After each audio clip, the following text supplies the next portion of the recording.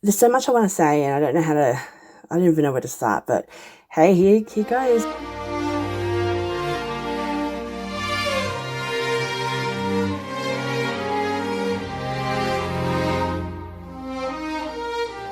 Hello, it's Tao. I just talk for ages, and I realised I didn't press record. Okay, great start to my video. Guys, this video is for the water signs. Now, we're talking about Cancer. We're talking about Scorpios. We're talking about Pisces. This is for you guys, and I feel that this is an important message for you to listen to. Look, I don't know who you are, and I don't know how you are with your emotions, but I kind of wanted to make it clear for you guys, in case this is an issue, of how to manage your emotions better, or to understand this part of you. First of all, I know that people in the world label, pigeonhole, and assume things when we talk about emotional people. Now, we know water represents emotions, and we get labeled as emotional wrecks, right? They say the Cancer can be emotionally crying like a mess. We know that Scorpios are psychos from their emotions. We know that Pisces is, I know, BPD, has BPD, and they're all about emotions. We know that they talk about us as water signs being just that, and they kind of focus on that, and it's kind of seen as a negative thing, isn't it? It's seen as something that people laugh at and judge you for. And I just want to clear that up for a moment, because I hate people who do that, because it's stupid for us to say that you're either one or the other. Now, everything in the world is both. We are grey. It's not just about one or the other. We're not binary. It's all about the whole non-binary thing now. It's true, though. We're not labelled as one or the other anymore. And that's very, very silly, because it's stupid for me to say that we don't have a left brain and a right brain.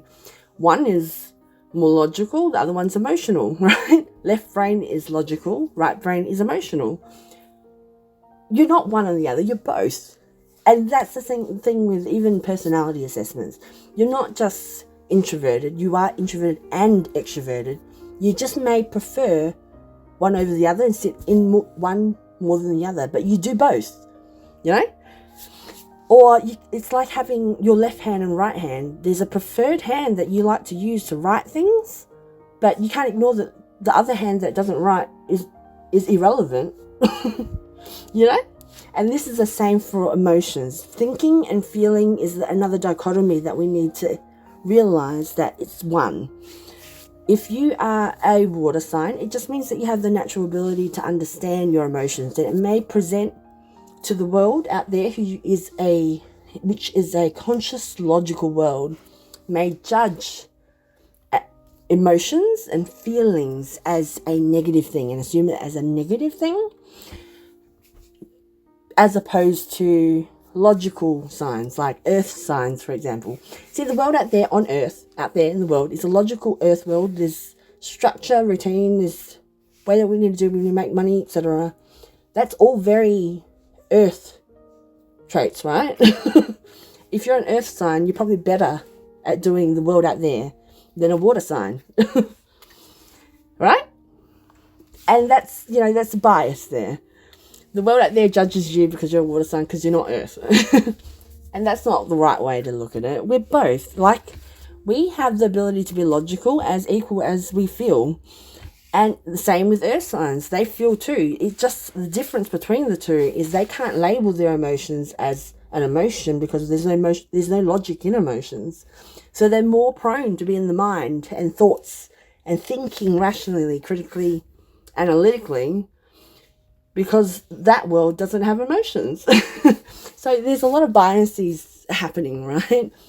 And it's stupid for us to be upset at that too, because we just need to accept that that's the case. We have a power and a benefit. It's a gift for us to have a water sign, because what connects us in the world out there is emotion to emotions. what makes humans different is the ability to connect emotionally, right? So we have an advantage with that. We still can be logical, but then we naturally now also understand people and can connect people, right? That's an advantage.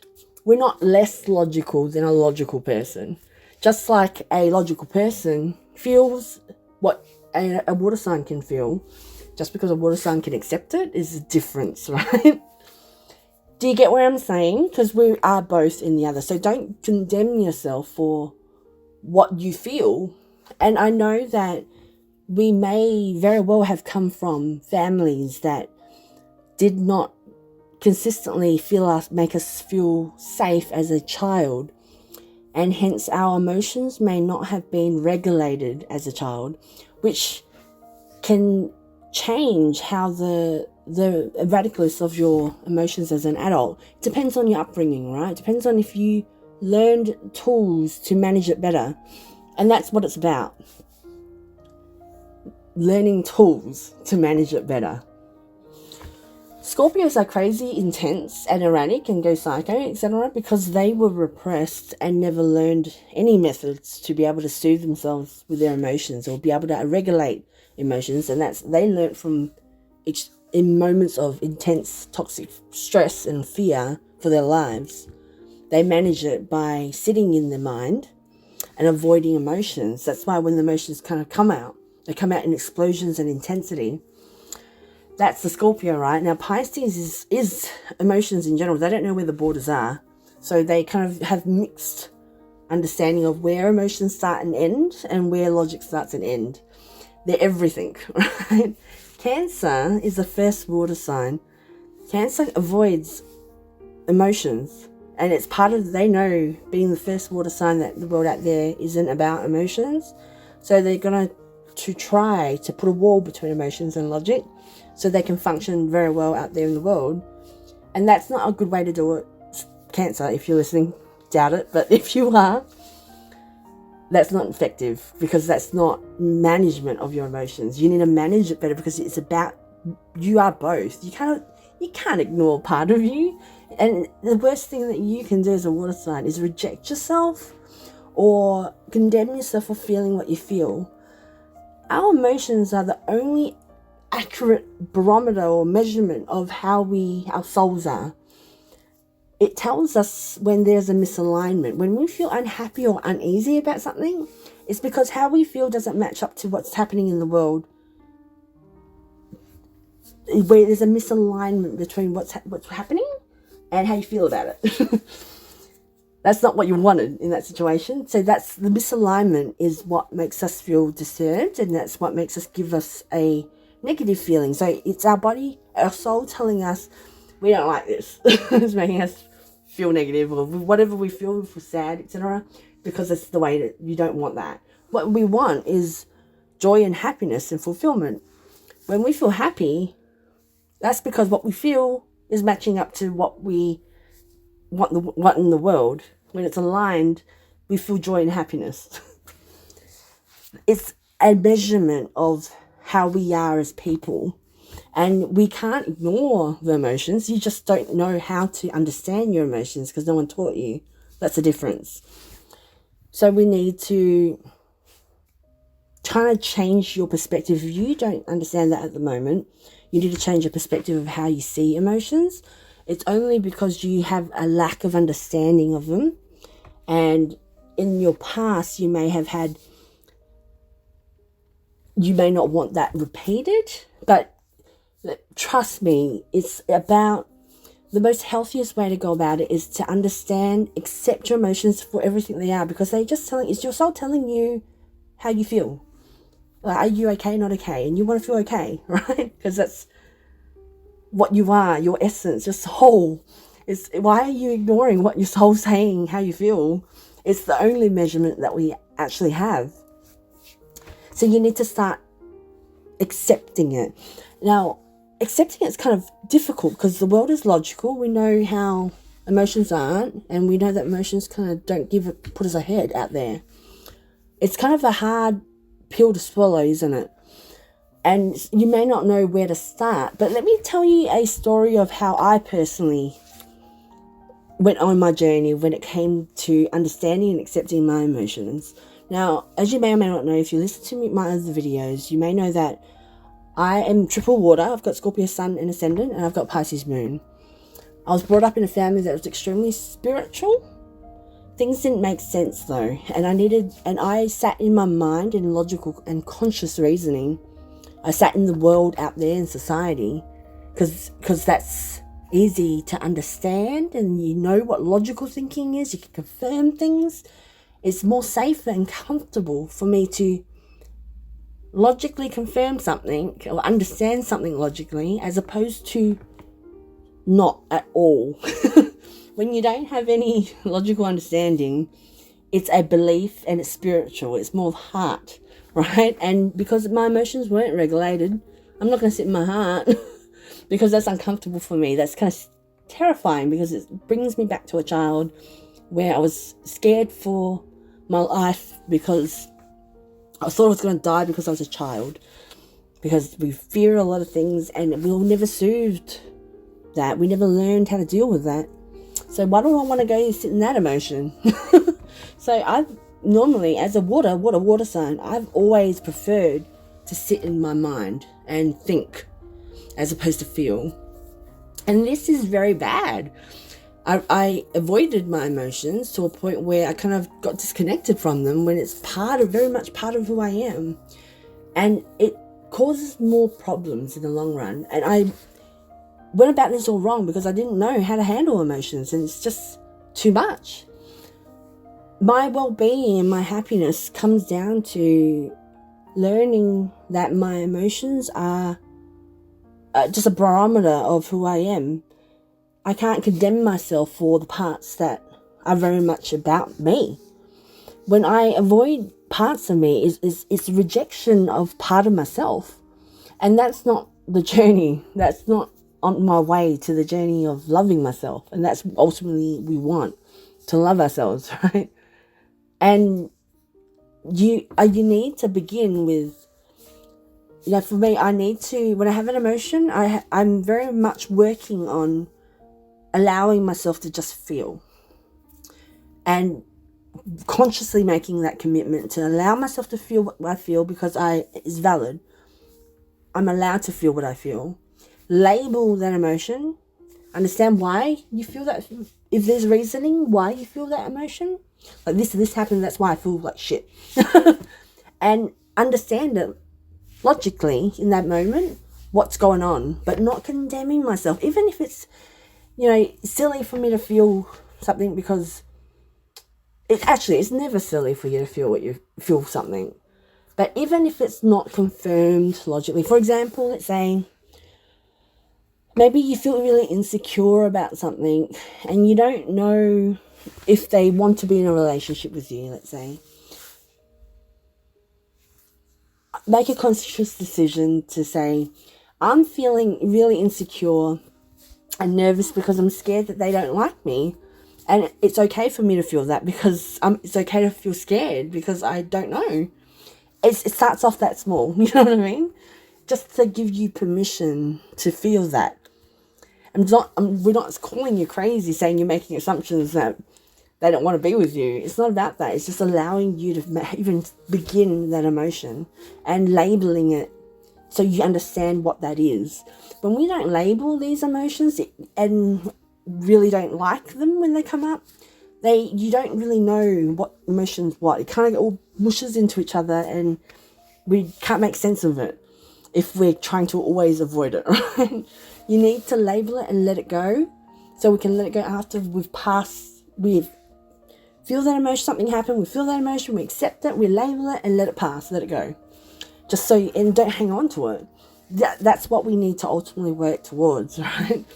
Now, how do you accept something that is not logical? Everybody has different methods to do this. And how I personally went about it, like when I grew up and as a child, my childhood was very spiritual, and that made me feel uncomfortable and anxious because I didn't understand spirituality and there's no one telling me and explaining that to me. So I kind of sought answers in science. Science and in things in the logical world kind of comforted me, soothed me because I didn't sit in my heart. I prefer to sit in my mind because that's comfortable, knowing what's going on around me. And that's why I do what I do. So either I focus on work as a Cancer. Scorpios may... Well, I'm a Scorpio. Right? So for me, as a Scorpio, like growing up, I avoided those intense moments, but I will allow myself when I go there, but I'll avoid it. And then I'll learn after the fact, logically. I will be intense with, I think usually I'm more emotionally charged compared to wanting to work or whatnot. But I will need to understand logically. Scorpios in general will just act on their emotions, and as opposed to Cancer will avoid emotions completely and try to repress it. Scorpios will probably act on it. And sometimes Scorpio will be logical, but it's actually skewed by their emotions. Pisces in general have no boundaries and borders. There's a blurred line when it comes to one and the other when it comes to the emotions, and this can be very erratic and chaotic. And this can be changed, and the evolution of each of our signs we can grow from this if we understand better how to manage it. As a Scorpio, I know that my emotions are intense and I kind of can't sit in my mind, and I prefer it, and sometimes I choose it. But I know that my emotional fulfillment, being a water sign, it is part of me, and it'll be, the more I become a workaholic of just focusing on success and goals and stuff, I know that there's part of me that kind of I've left behind. Being a water sign, we can't ignore that that's part of us. We can try to, and that's probably more, it presents more damage, if anything. You know? So, and it destroys us inside. We're not intent and happy because of that, because it's something that we need to kind of accept and love and learn to love. And it's all about me. Like now, I know that I've made mistakes with always being in my brain and working on goals externally. I know that I need like internal emotional fulfillment, and I know that I wish I didn't neglect it as much as I have neglected it. Even Pisces in general. Pisces, I know that the fear in Pisces is overwhelming. Pisces needs to be very aware of who you have around you, because that is the accumulation of how you are in terms of energy, and whether you have the emotional support system necessary for you to go that without you losing your identity. Now, because Pisces can, because the borders are blurred with Pisces, you can adapt so easily to those around you and then become them and lose part of yourself. So your identity, it may be like, we may think that just avoiding emotions in the moment is a good thing because it's easier. In the long run, it does so much damage to our identity and our souls. So it's important that we need to change this, right? So for me, how I got into astrology, when I grew up, I hated anything that kind of was illogical. I read horoscopes and stuff for fun, and I didn't believe any truth in it. It was just a fun thing. Everything in the East and all the things I didn't understand logically, I labelled as wishy-washy. And I kind of sought answers in science and data, and that's where I kind of sat. So that was me previously. And when I first became open to it, it kind of happened this way. This is like with astrology. I grew up with astrology in my family, but again, I avoided it as an adult because wishy-washy doesn't make sense. No one explains it to me. And you grow up and you don't realize that everything is one and the other. You kind of just only know science and conscious and rational thinking, And it's as simple as, for me, I think it was like, I was at work and I would get moments or days where I feel a certain way. And this is before I knew anything about anything. And I'd feel like, the only way I could describe it was there's something in the air. It's a bit eerie. It feels like, you know, when you go into a room and there's a certain vibe in the room? It feels a certain way. And when this would happen, I thought that everybody felt that. Because what I thought everybody felt. And I would say, do you feel weird? If there's something in the air, right? And some people will think I was just crazy. There'll be a couple that go, yeah, I feel it too. And those are the people that I kind of like stuck to. Because every time that I felt this feeling, I'll confirm it with another person. And we would do this for each other. And down the track, I realised that this person was a Cancer sign. And we would I think it was for a couple of years, every month, there'll be a moment where we'll have that feeling randomly. And then we'll check in with each other. So we weren't crazy because we both felt it, you know? It's only crazy if we only feel it alone and we avoid it and we reject them, we don't know what it is and don't accept it. That's when craziness happens. But when you can bounce off another person out there in the world that exists, you don't feel so crazy anymore. And so we'll have this feeling once a month, roughly. I didn't really keep track of it, but it was once a month. And I remember one day, I lived in a very, let's just say, not so safe suburb. And in Australia, in Melbourne, in the western suburbs, and we don't really interact. The area I live in, there's certain rules, just basic standard stuff where you don't talk to people. It's like people are kind of crazy here, and if they trying to, you know, start stuff with you, they don't know who you are, you don't know who they are, everybody knows each other, and you could be messing with the wrong person. So if somebody looks at you with a crazy face, just look at the back with a equally crazy face, and then they'll just leave you alone. Now, they usually approach people who are scared because they can, you know, be in power. But it's one of those times where I know it sounds so feral, but, you know, if someone looks at you in a crazy face, you just stare right back at them like a crazy person and they'll leave you alone. That's what it was about. And you don't really go and chat with people at night time there. Just it's like there's a lot of very unsavory poor people, right? So I went to the supermarket.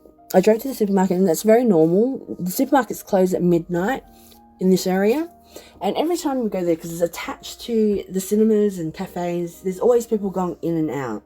Very busy area, right? But in the western suburbs, we all know that we don't talk to strangers and just randomly start up conversations out of the blue. You kind of stick to yourself. You just stay quiet and you don't talk to people. That's just a unspoken rule. And when I went into the supermarket, I realised that they were doing night fill, so they were filling the shelves, etc., and restocking. But it felt weird, and this is when it started feeling weird again. It felt weird in the supermarket. It just felt off, and I didn't know how to kind of labour it, but I acknowledged that it kind of felt weird. And I was choosing in an aisle, and I was choosing chips, and I was confused on whether I should choose Doritos or CC's, which is just two different brands for the same kind of chip. It's like a corn chip. And I was looking at them, and this old man came, and he stood next to me, and he turns to me and he goes, "It's hard deciding, isn't it?" And I went, "Yeah." And I looked at him and I went, "Why the hell are you talking to me?" Like in my head, I was like, "Why don't you talk to me?" I grabbed the packet of chips and I walked off. And now I was in a different aisle a bit later, and I was trying to look at, I think it was pasta sauces. And I was near the end of the aisle, and this guy, a younger guy, he walks past the aisle and then he backtracks. So he's walking backwards, and then he pokes his head and he looks at me and he goes, "It's hard deciding, yeah?" The exact same thing as the first dude. I looked at him with a weird face, and I kind of walked off. And I was like creeped out, really, really creeped out. Now, you did understand, I've been to this supermarket hundreds of times, living in this area. No one talks to you. It's just not how it goes, right? So it really creeped me out that happened.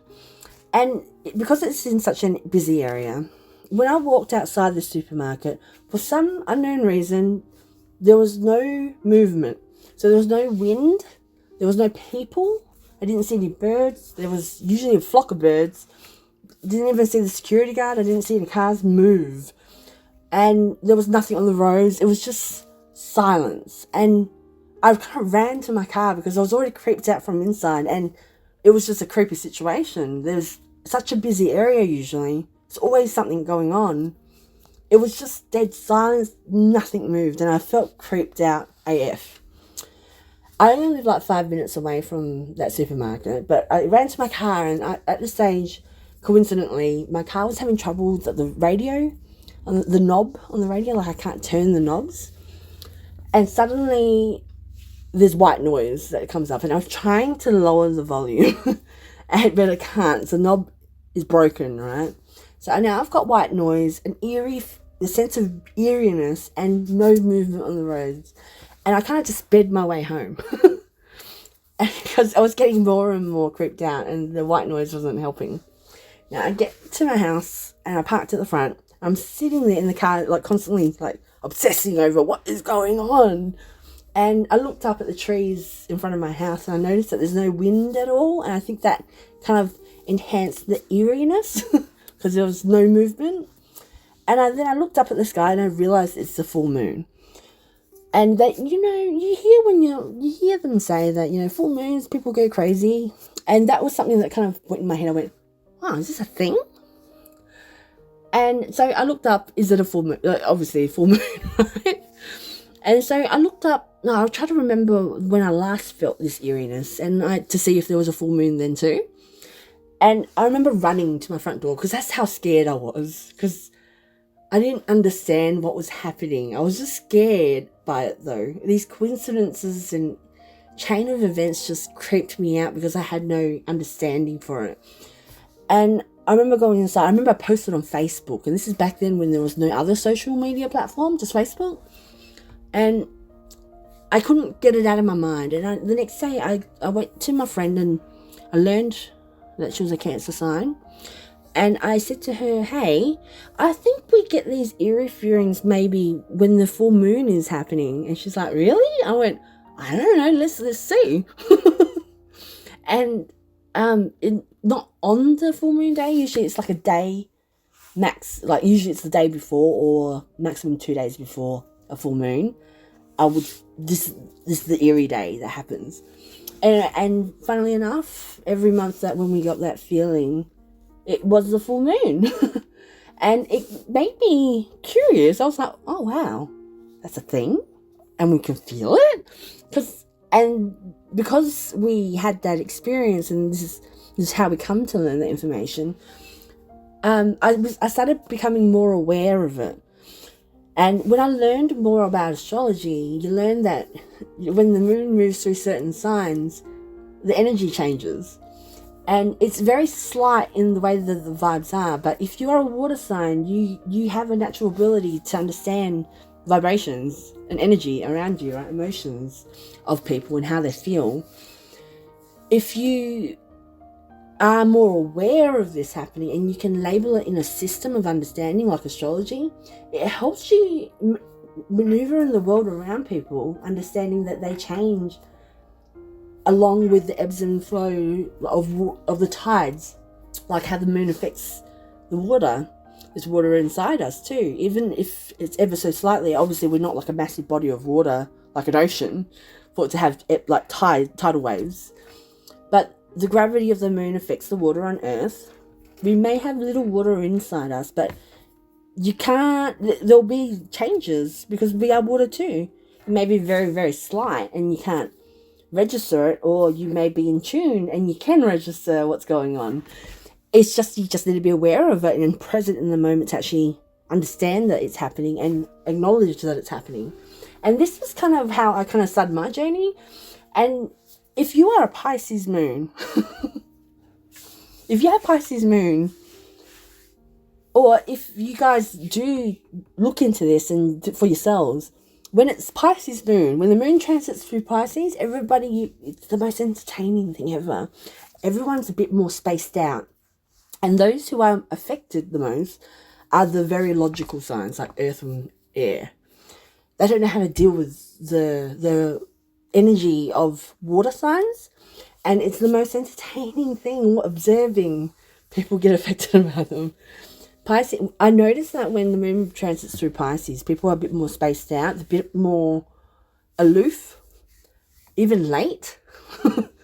They zone out a lot more and they're a bit more loopy. And when I noticed this happening, I was just like, I found it kind of entertaining and actually kind of dangerous on the road. I would notice that people are driving, but they'll be a bit spaced out.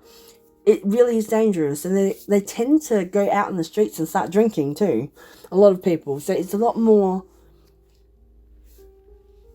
uncontrollable out there. And it made me a bit more aware. And you'll notice the slight changes in how people's behaviours change as the moon cycle moves on. And I kind of use this to my advantage, knowing this. And because I was being more aware of it, I couldn't deny these patterns that were consistent with the movements of the moon. And I know people judge astrology like I used to judge astrology, right? But when I learned this, that is a system of understanding. And if you do it for yourself, you can't really deny what you have realized it exists. It's empirical research, and it helps you understand something like astrology as being a logical thing as opposed to illogical, especially if you're someone that likes logic like I did.